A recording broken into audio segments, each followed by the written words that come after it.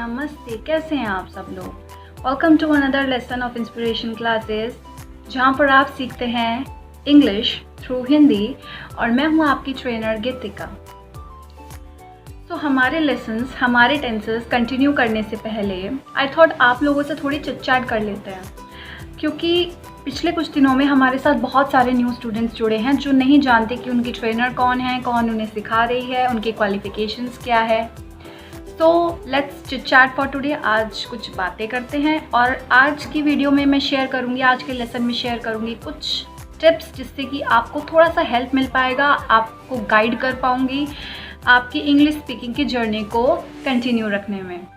सो मेरे साथ बने रहिए इस वीडियो में ताकि आप लोग अपनी ट्रेनर के बारे में जान पाएँ और जान पाएँ कि इंग्लिश स्पीकिंग के लिए टिप्स क्या हैं और किस तरह से हम लोग सही ट्रैक पर जा सकते हैं अपनी बेसिक इंग्लिश को इम्प्रूव करने के लिए। तो हमारे साथ जो भी नए लोग जुड़े हैं उनका बहुत बहुत स्वागत करती हूँ अपनी इंस्पिरेशन क्लासेस की न्यू फैमिली में।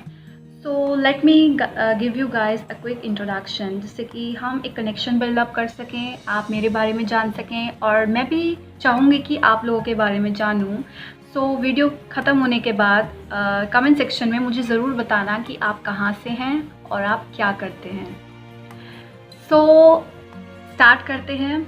हेलो गाइस, मेरा नाम है गीतिका और मैं पिछले 3-4 सालों से अपना इंस्टीट्यूट इंस्पिरेशन क्लासेस रन कर रही हूँ यूपी में। बात की जाए मेरी क्वालिफ़िकेशंस की, तो मैंने इंजीनियरिंग किया है आईटी डिपार्टमेंट से और अभी मैं परस्यू कर रही हूँ BEd final year, second year है मेरा, थ्रू इंग्लिश एंड कंप्यूटर्स मेरे मेन सब्जेक्ट्स हैं। तो ये थी कुछ इन्फॉर्मेशन मेरे बारे में। मुझे अपने बारे में भी बताइएगा कमेंट सेक्शन में जल्दी से। चलो बढ़ते हैं अब इंग्लिश स्पीकिंग की कुछ टिप्स की तरफ, जिसके लिए आप वेट कर रहे हैं वीडियो के स्टार्टिंग से। तो टिप नंबर 1, कंसिस्टेंसी। कोई भी स्किल सीखने के लिए, कोई भी नई लैंग्वेज सीखने के लिए सबसे पहले आपको कंसिस्टेंट रहना होगा। मतलब कि जो आप सीख रहे हैं, जो आप कर रहे हैं, उसको लगातार करना होगा, डेली करना होगा, बिना स्किप करे। कई जगह मैंने देखा है कुछ थंबनेल्स में, यूट्यूब पे भी कई थंबनेल्स में आता है लिखा हुआ कि आपको 10 दिन में इंग्लिश सिखा देंगे, 15 दिन में सिखा देंगे, महीने में सिखा देंगे। मुझे समझ नहीं आता कि लोग इस पर बिलीव कैसे कर लेते हैं। 10 दिन में, 15 दिन में कोई इंग्लिश कैसे सीख सकता है। आपको, अगर आप एक सर्वाइवल इंग्लिश भी सीखते हैं, सर्वाइवल इंग्लिश का मतलब होता है कि आप किसी ग्रुप में बैठे हैं, कोई कन्वर्सेशन चल रही है, आप जवाब दे पा रहे हैं, क्वेश्चन पुट अप कर पा रहे हैं। सर्वाइवल इंग्लिश मतलब काम चलाने वाली इंग्लिश। अगर वो भी सीखनी है तो आपको कंसिस्टेंट रहना होगा, कम से कम भी 2 से 3 महीने तक। 3 महीने तक आप लगातार कोशिश करेंगे, तब जाके आप सर्वाइवल इंग्लिश सीख सकते हैं। तो की जो है इंग्लिश स्पीकिंग की, वो है सबसे पहले आपको कंसिस्टेंट रहना होगा और दूसरा कि आपको कंटिन्यूस प्रैक्टिस करना होगा। बात की जाए कंटिन्यूस प्रैक्टिस की, तो मैं आपको रूल्स बताती हूँ, आपको सेंटेंसेस बताती हूँ, एग्जाम्पल्स बताती हूँ, प्रैक्टिस कराती हूँ, होमवर्क भी देती हूँ। बट आई डोंट थिंक कि आप में से कोई इवन ट्राई भी करता है उस होमवर्क को करने के लिए। आप मुझे एक बात बताइए, अगर आप कोई भी न्यू स्किल सीख रहे हैं, इवन आप ड्राइविंग करना भी सीखते हैं, तो कोई अगर इंस्ट्रक्टर आप हायर करते हैं, वो जस्ट आपको बता देता है कि आपका स्टीयरिंग ये है, आपका गियर ये है, आपके एक्सेलरेटर ये है, आपको ऐसे करना है, वैसे करना है, क्या आप सीख जाओगे? उसको कहोगे अरे क्या यार, मैंने इसको सिखाने के लिए बोला है और ये मुझे क्या बता रहा है, सिर्फ थ्योरी बता रहा है। आपको भी पता है, क्योंकि deep inside you also know, आपको भी पता है कि बिना प्रैक्टिस के आप कार चलाना, गाड़ी चलाना, कोई भी किसी भी चीज़ को ड्राइव करना नहीं सीख सकते जब तक आप खुद ड्राइविंग सीट पर नहीं बैठेंगे, जब तक आप खुद स्टीयरिंग व्हील को हाथ में नहीं लेंगे, तब तक आप नहीं सीख पाएंगे। उसी तरह से जब तक आप खुद रूल्स की प्रैक्टिस नहीं करेंगे, सेंटेंसेस खुद बना के नहीं देखेंगे, तब तक आप इंग्लिश का कुछ भी नहीं सीख पाएंगे। आपको एक सेंटेंस भी बनाना नहीं आएगा, बिल्कुल भी नहीं आएगा, जब तक आप खुद से एफर्ट्स नहीं करेंगे। कोई बाबा जी की जड़ी बूटी नहीं है, कोई जादू नहीं होने वाला है जो आप चुटकी बजाई और इंग्लिश सीख गए, जुब करा और इंग्लिश सीख गए, मुंह से अपने आप इंग्लिश निकल रही है। That is not going to happen at all. बिल्कुल भी नहीं होने वाला है। आप जब तक खुद से पेन नहीं उठाएंगे, कॉपी नहीं उठाएंगे, रूल्स की प्रैक्टिस नहीं करेंगे, तो आप एक सिंगल सेंटेंस भी नहीं बना सकते। मुझसे लिखवा के साइन करा लो, नहीं कर सकते, बिल्कुल भी नहीं कर पाएंगे आप। तो नेक्स्ट पॉइंट की तरफ बढ़ते हैं, जो कि है लिसन। आपने कभी छोटे बच्चे को देखा है जब वो बोल नहीं पाता, अपनी फीलिंग्स, अपने थॉट्स एक्सप्रेस नहीं कर पाता? वो सिर्फ सुनता है, वर्ड्स को सुनता है, उसे समझने की कोशिश करता है, क्योंकि वो एक न्यू लैंग्वेज सीख रहा है। आप भी अभी क्या कर रहे हैं? एक न्यू लैंग्वेज सीख रहे हैं। वो बच्चा भी क्या कर रहा है? एक न्यू लैंग्वेज सीख रहा है। आपको उस बच्चे से टिप्स लेना है, देखना उसको वो किस तरह से नई चीज़ें सीखता है। कोई नया वर्ड सुनता है तो उसको देख के बोलता है, ये क्या है, क्या बोल रहे हैं आप, क्या बोल रहे हैं। वो ऐसा क्यों कर रहा है? क्योंकि वो वर्ड्स को सुन रहा है, उसको समझने की कोशिश कर रहा है, एफर्ट्स कर रहा है। आपको बस क्या करना है, कहीं से भी इंग्लिश सुननी है। इंग्लिश के सोर्स क्या क्या हैं सुनने के? मूवीज़ देखिए, सीरीज़ आती हैं वो देखिए, कार्टून्स देखिए, मैगजीन्स पढ़िए, मूवीज़ कॉमिक बुक्स पढ़िए। बहुत सारे ऑप्शंस हैं। आप एक बार नेट पर जाइए तो सही, यूट्यूब पर ट्राई तो कीजिए सर्च करने का। इतने ऑप्शंस मिल जाएंगे, इतने ऑप्शंस मिल जाएंगे कि आप खुद कंफ्यूज हो जाएंगे कि मैं पहले क्या देखूं, बाद में क्या देखूं। टिकटॉक चला लेते हो, यूट्यूब पर कॉमेडी वीडियोस देख लेते हो, इंग्लिश भी सीखना चाहते हो, लेकिन कोशिश नहीं करते कि कभी ऐसी मूवी देख लें, कोई ऐसा वीडियो देख लें, कोई ऐसा कॉमिक बुक पढ़ लें जिससे कि हम एटलीस्ट कुछ तो समझ पाएँ। सुनना है बच्चे, सुनना है, वर्ड्स को समझना है, दैट्स ऑल। इतना मुश्किल नहीं है, बहुत इजी है। पता है, एक चीज़ जाननी बहुत ज़रूरी है। कुछ भी करने के लिए ना, काम खुद से नहीं हो जाता है, कभी खुद से नहीं होता है। You need to take action. जब तक आप एक्शन नहीं लेंगे तब तक कुछ नहीं होगा। मैं ऑनेस्टली बताऊँ, honestly I am trying to be honest है, मैं पिछले 1-1.5 साल से सोच रही हूँ कि हाँ, मैं अपनी नॉलेज, अपने लेसन्स ऑनलाइन लेकर आऊँगी। मैं सिर्फ सोच ही रही हूँ, बट अब जाके मुझे समझ में आया है I have to take actions. मुझे एक्शंस लेना है, एक्शन लेना पड़ेगा। बिना एक्शन लिए मैं बस सोचती रहूँगी यार मुझे तो लेसन क्रिएट करना है और मुझे स्टूडेंट्स को अपनी नॉलेज देनी है, उनकी हेल्प करनी है, बस मैंने दिमाग में सोचा और वीडियो बन जाएगी। ऐसे थोड़ी होता है, ऐसे नहीं होता है। जब तक मैं कैमरा ऑन नहीं करूँगी, जब तक मैं बोलना स्टार्ट नहीं करूँगी, जब तक मैं अपने थॉट्स अपनी ज़बान पर लेकर नहीं आऊँगी, तब तक वो आप तक कैसे पहुँचेंगे? आप कैसे सुन पाएंगे मुझे? तब तक नहीं सुन पाएंगे ना। आप नहीं नॉलेज गेन कर पाएंगे जब तक मैं कोशिश नहीं करूँगी। So first of all you need to take action. अच्छा, आपको एक एग्जांपल देती हूँ। मुझे ना कोरियन ड्रामास बहुत पसंद है, उनको सुनना बहुत पसंद है।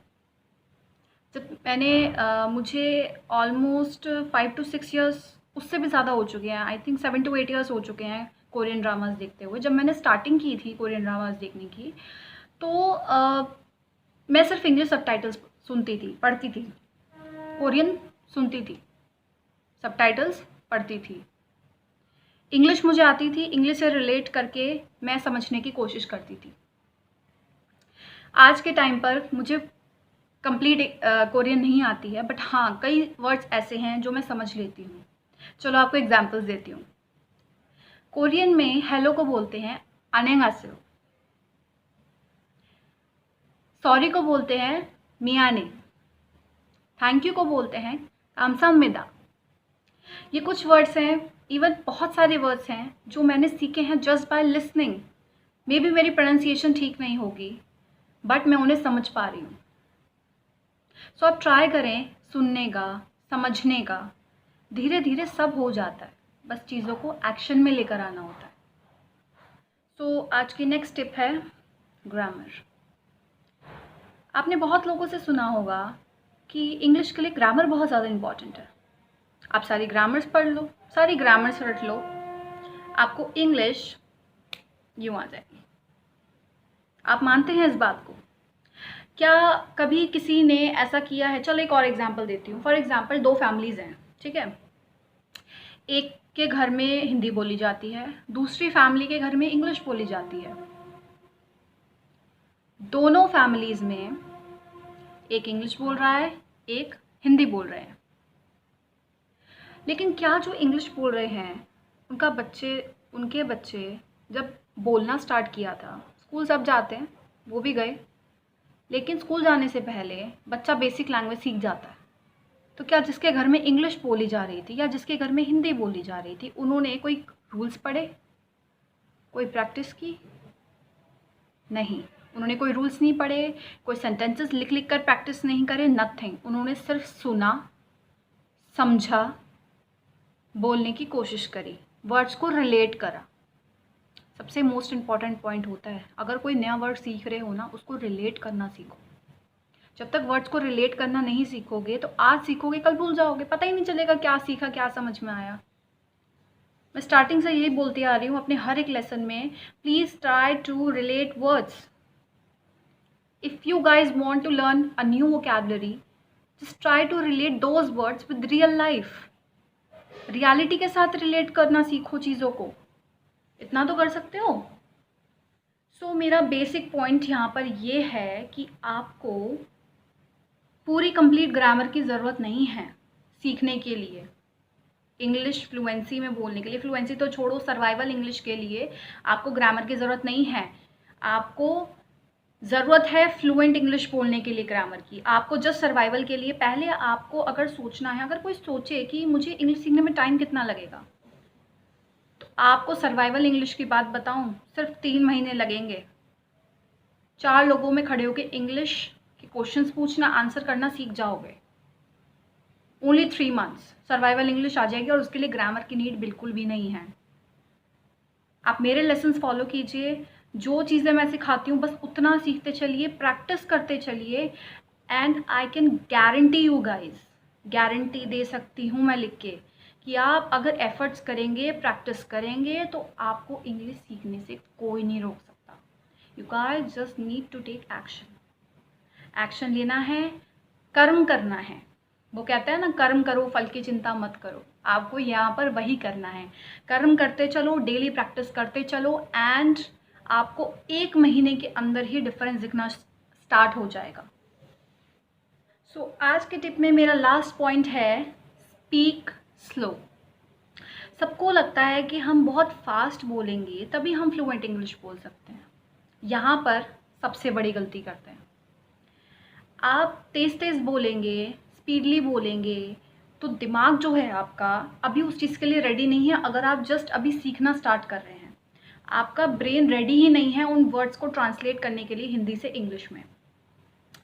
आपको बस इतना करना है, धीरे बोलना है, ताकि एटलीस्ट आपके माइंड को इतना टाइम मिल सके कि वो आपके हिंदी को इंग्लिश में कन्वर्ट कर सके, आपको वर्ड्स मिल सकें, आप वर्ड्स अपने माइंड में सर्च कर सकें। सो ये थे कुछ टिप्स जिनकी हेल्प से आपको एक आइडिया हो जाएगा कि अपनी जर्नी को, इंग्लिश स्पीकिंग की जर्नी को किस तरीके से कंटिन्यू करना है। एक गाइड मिल जाएगा जिससे कि आपको पता चले कि उसको करना कैसे है। अब मैं आपको बताने वाली हूँ कि इंग्लिश स्पीकिंग, सर्वाइवल इंग्लिश सीखने के लिए आपको करना क्या है। अब तक बताया कैसे करना है, अब बताऊँगी क्या करना है। So let's get started. So मेरा सबसे पहला पॉइंट है, you need to practice basic words. आपको बस बेसिक वर्ड्स पता होने चाहिए। सबसे पहले बेसिक वर्ड सीखना है।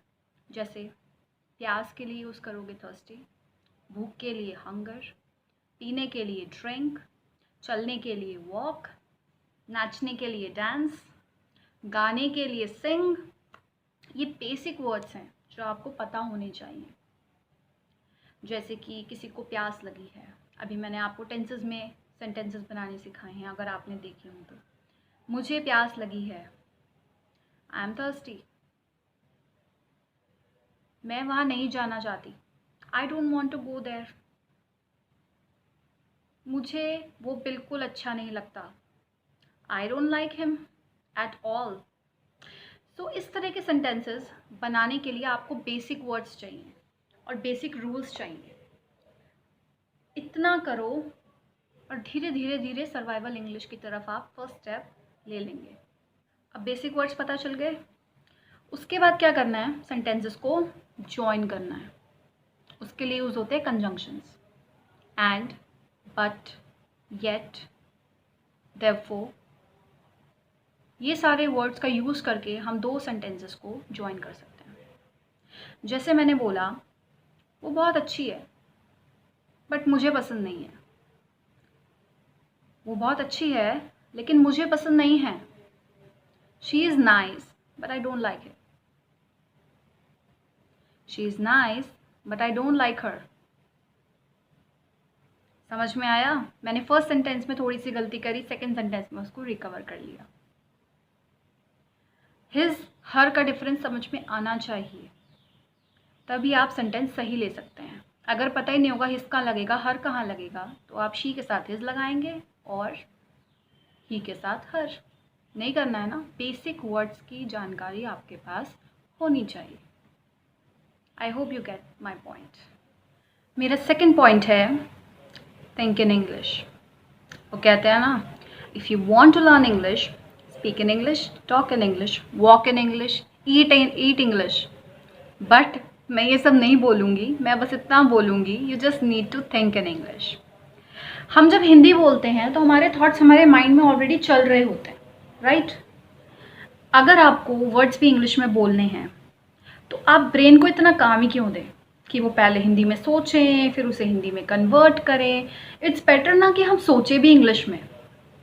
वर्ड्स जब यहाँ इंग्लिश में चल रहे होंगे तो यहाँ पर भी बहुत जल्दी आएंगे, बहुत जल्दी आप उसको कन्वर्ट कर पाएंगे और इंग्लिश में फटाफट आंसर कर पाएंगे। So you need to think in English. एक टिप बताती हूँ, चलो।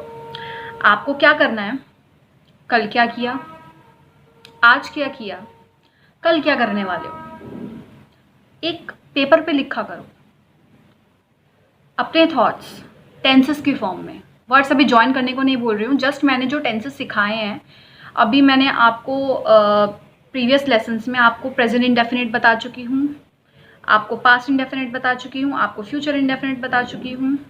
ये बेसिकली हैबिचुअल सेंटेंसेस होते हैं कि मैं ऐसा करता हूँ, करती हूँ, सोती हूँ, खाती हूँ, पीती हूँ, जाती थी, खाती थी, जाऊँगी, खाऊँगी, करूँगी। ये सब हैबिचुअल होते हैं जो आप डेली करते हैं। कल किया, आज किया, कल करने वाले हो, जो आप करते ही हो। उस फॉर्म में सेंटेंसेस को क्रिएट करो। जो मैं आपको टेंसेस सिखा रही हूँ, आप प्रैक्टिस नहीं करना चाहते, जस्ट ट्राई टू कन्वर्ट दो सेंटेंसेस। आपको कुछ नहीं करना है, आपको किसी से चेक नहीं कराना है, आपको किसी को दिखाना नहीं है।